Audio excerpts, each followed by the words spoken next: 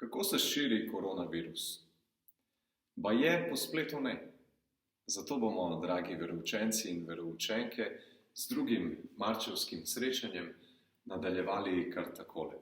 Nahajamo se v predvelikonočnem 40-dnevju, ki mu v izročilu ljudstva rečemo postni čas. Ampak beseda post je samo ena od 3 vaj, ki nam jih predstavi Jezus na pepelnično sredo, ko tudi začnemo postni čas. Prva vaja je vaja odpovedi zaradi premagovanja samega sebe. In post je povezan za odrasle z odpovedjo kakšnemu alkoholu ali pa kavi ali pa čemu drugemu. Pri otrocih pa je to lahko kakšna igrica, nepotrebno zapravljanje časa pred zasloni in kakšne sladkarije, lahko pridejo v igro. Pol to odpoved nadomestimo z večjim posvečanjem pozornosti Jezusu. To je lahko na način, da več beremo Sveto pismo ali pa na YouTubeu gledamo kakšne videoposnetke, ki so povezani z Bogom, z življenji svetnikov, ali pa premišljujemo kakšno 10 rožnega venca sami ali s svojo družino, ali pa prijatelji. Tretja zadeva je pa miloščina, ki ni povezana samo z dajanjem denarja nekomu, ampak s posvečanjem pozornosti in časa nekomu, ali za družbo, ali pa zaradi tega, da bi pomagal nekomu nekaj narediti, v povezavi s šolo ali pa s čem drugim. Tudi če nekoga naučiš žongliranja žoge z nogo. No, in te 3 vaje služijo premagovanju, osvobajanju. Se pravi, niso same sebi namen, ampak da osvojiš določeno zmago nad lastnimi slabostmi. Zaradi tega, ker tudi samo predvelikonočno 40-dnevje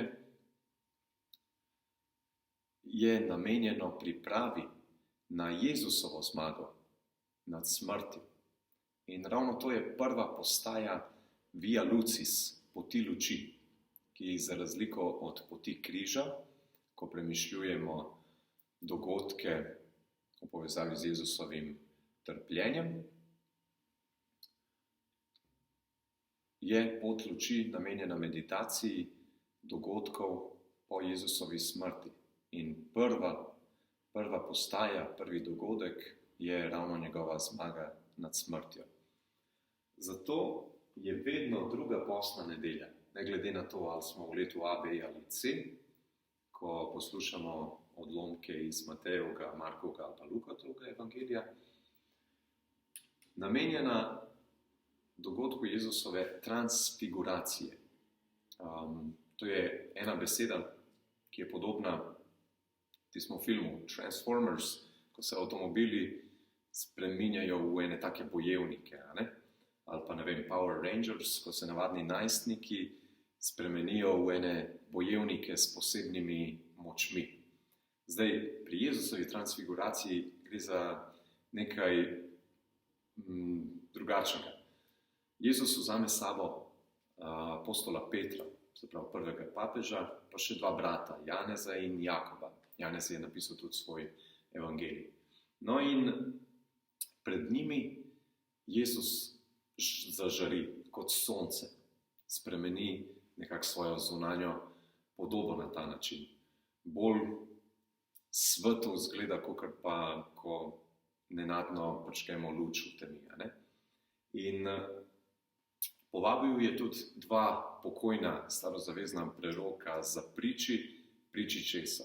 Priči dejstva, da je on Božji sin in ne navaden človek. Se pravi, ima nadnaravne moči. In zakaj to Jezus naredi? Zaradi tega, da vnaprej pripravi svoje apostole na trenutek, ko bo zopet se znašel na gori, ampak tokrat na križu. Ko bo izgledal, da nima nobenih moči, da je navaden loser, poraženec, da bo smrt tema smrti premagala to luč. No in Jezus jih vnaprej opogumlja, takrat, ko pride tisti dan, ne obupati.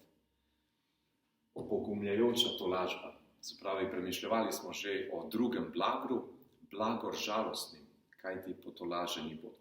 In zato jih Jezus že vnaprej pripravi na ta trenutek. Glejte, ko bo izgledal, da je vse propadlo, vedite, jaz sem luč, ki ne ugasne. Ne? Tako da ni konec. In ker je pred velikonočno 40 dnevje namenjeno veliki noči, zaradi tega tudi razmišljamo na drugo postno nedeljo, ko nekako komaj začenjamo postni čas, že o tej nepremagljivi luči, o tem nepremagljivem življenju, ki ima zadnjo besedo nad smrtjo. Zaradi tega vam za domačo nalogo dam 4. skrivnost veselega dela rožnega venca. Pri besedah sad tvojega telesa Jezus dodate, ki je na gori razodel svoje veličastvo. In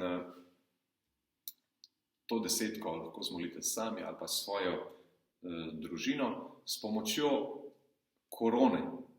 To je latinsko poimenovanje za venec. Venec rož, rečemo corona rosarium v latinščini.